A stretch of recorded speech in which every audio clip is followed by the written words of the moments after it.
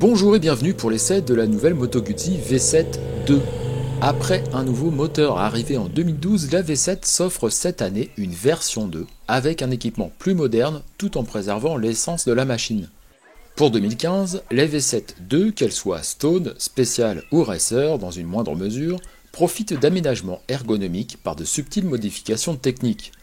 Le moteur est incliné vers l'avant de 4 degrés, plus bas de 10 mm, le cadre descend nettement plus bas et permet d'abaisser les repose-pieds de 25 mm.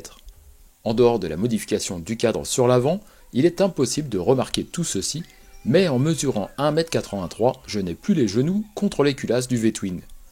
La nouvelle mousse de selle est très confortable, et cerise sur le gâteau, les petits pilotes ne sont pas oubliés puisque la selle culmine dorénavant à 790 mm, soit 15 mm de moins.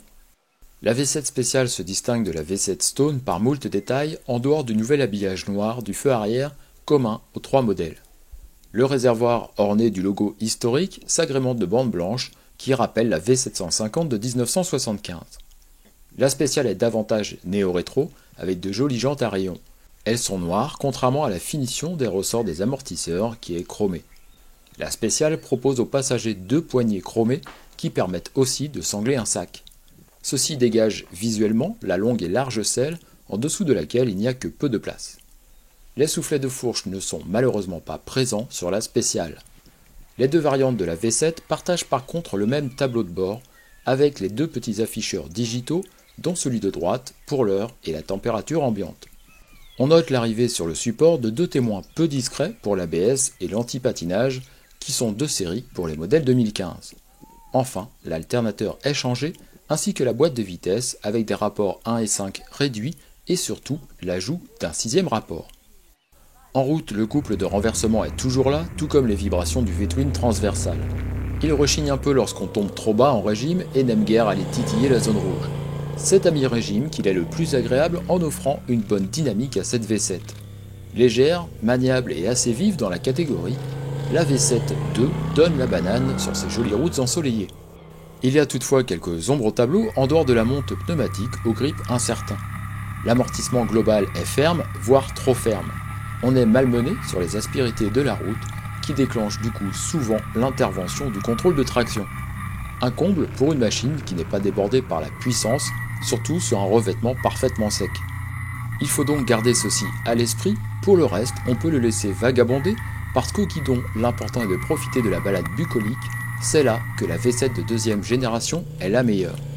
Alors certes la V7 2 ne révolutionne pas la V7 mais l'améliore et c'est parfait pour s'offrir de belles balades au son du petit moteur aussi vivant que volontaire.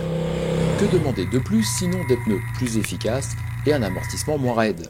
Le contrôle de traction ne semble pas indispensable au regard des performances de la V7, mais l'ABS de série est utile pour les situations d'urgence, d'autant que la V7 freine bien.